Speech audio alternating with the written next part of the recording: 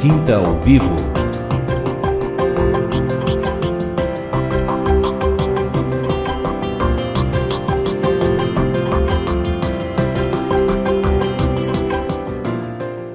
Voltamos aqui nesse bate-papo edificante, né? O Pedro aqui conosco hoje, aqui de Cachoeira do Sul. Estamos aqui diretamente dos estúdios de Cachoeira do Sul hoje, nesse Quinta ao Vivo aqui desde 2009, né? Hoje, tendo a felicidade, né, de o Pedro com 17 anos aqui, abrindo um pouquinho o coração e falando um pouco aí da juventude hoje, né?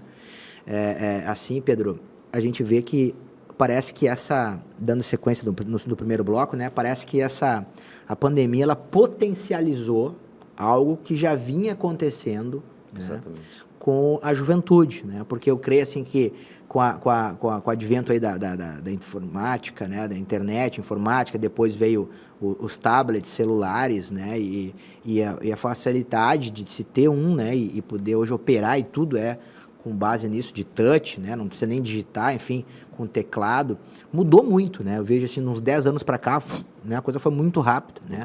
Eu que ainda peguei um pouquinho antes, né, peguei o tempo do telefone com fio, do analógico, era tudo analógico, não existia digital, então era muito doido, né?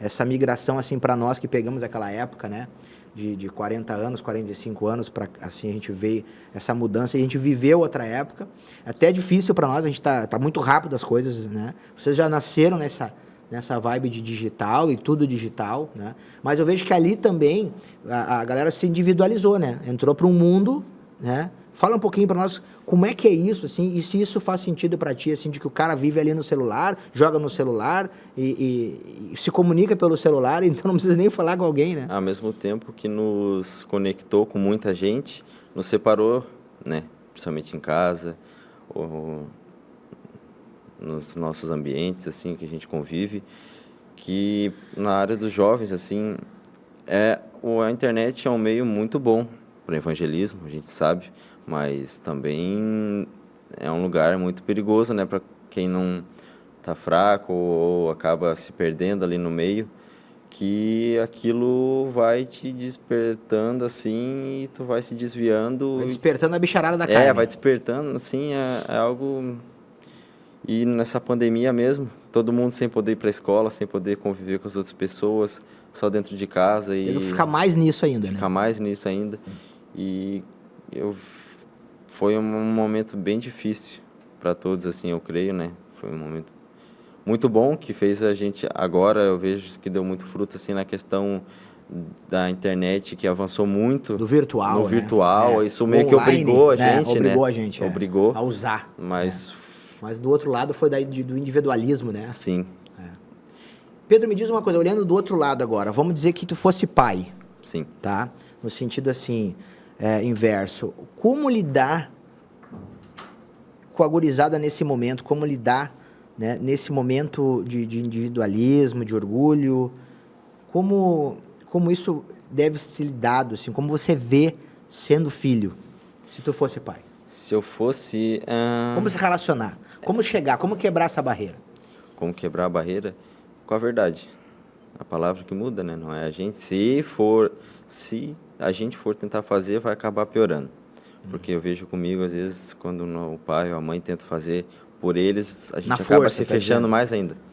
Tá, isso que eu quero que tu fale para nós um pouquinho. O que tu sente, assim, como lidar? Com mansidão, com humildade, chegar, tentar conversar, tentar introduzir aos poucos, assim, a palavra, tentar introduzir hábitos, rotinas, assim, para que, vamos ler aqui, perguntar, quer ler?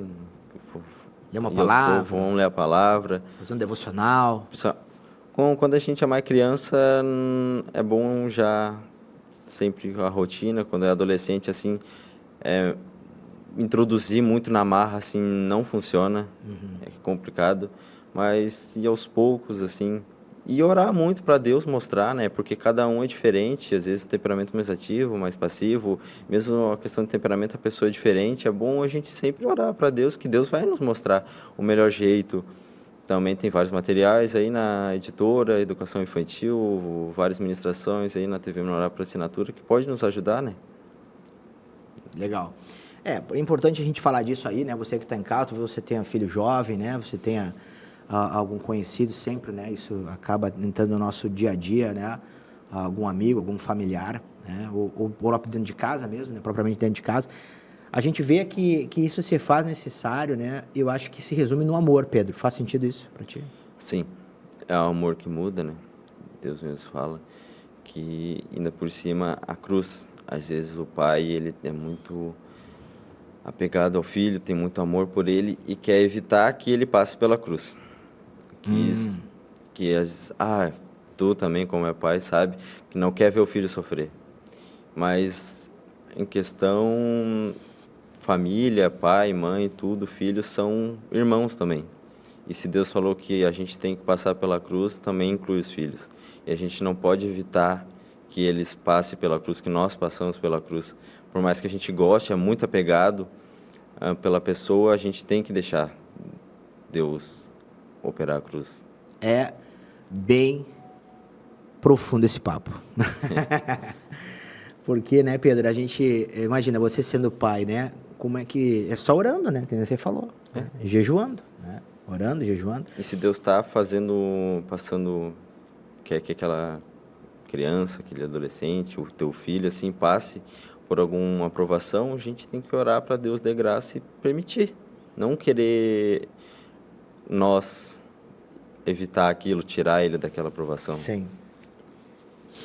Eu creio. É difícil mesmo para o pai, Difícil. né? Te coloca agora como você pai, pensa, você está vendo um filho que está indo para uma situação. Ou o filho também vê o pai e a mãe assim, não quer que ele passe por isso. Também. O filho ver os pais também, né? Querer ajudar ali, querer que eles não passem por isso. Mas o filho também tem que se colocar na posição e orar pelos pais, honrar eles, né? Que isso que é honrar os pais, orar por eles, ajudar eles ali. Isso é importante, Pedro. Porque às vezes o filho acha que o pai e a mãe não pode, entre aspas, errar. Mas a vida é assim, né? Sim. A gente está vivendo, a gente está pecando, né? Está sendo provado. Está sendo provado, né? E o próprio crescimento vem, né? Da provação, como você está falando, né? A gente precisa passar, né? por esses momentos, carregar a sua cruz, né? Então, veja como, olhando também como filho para o pai é importante, né? E os pais também olhando para os filhos, né? Interessante essa relação. Por isso que eu te perguntei, tu te colocando na posição de pai, né? Sim. Como você lidaria contigo mesmo, né? Com o filho como Pedro, né? Eu acho que isso se resume em amor. Se eu me olhando como pai, como eu agiria comigo, eu não sei, sinceramente, porque graças a Deus, Deus soube como e guiou minha mãe, assim, principalmente, para me ajudar. Por mais que ela falhou, que nem tu disse, a gente está aqui sendo provado, Sim. A gente tem que saber que o pai e a mãe vão errar com a Sim. gente, e a gente tem que perdoar e também orar por eles orar por a gente. Cada um ajudar o outro, se perdoar, não dormir com amargura e virar que Deus entre naquele lar e faça obras que um reconheça, que o outro erre. E aí veja assim, né? Acho que nesse ponto a gente está falando aqui para cristãos, né? Mas para você, né? Que talvez não tenha ainda essa intimidade ou tenha a palavra como uma rotina, né? Como vida, né? Na tua casa, né? No rotina, eu digo no sentido de fazer parte, né? Do dia a dia, do cotidiano, né? Como muitos cristãos, e deve ser assim nas casas, né?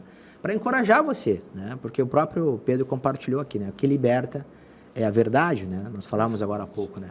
Então, que isso venha, né? A incentivar, né? A você pai, né? E também aos filhos que são cristãos, porque tem muito caso, nós vamos falar aqui no próximo bloco, né? De filhos que trouxeram os pais para a igreja, né?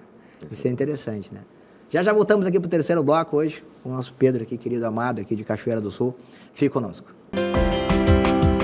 Quinta ao Vivo.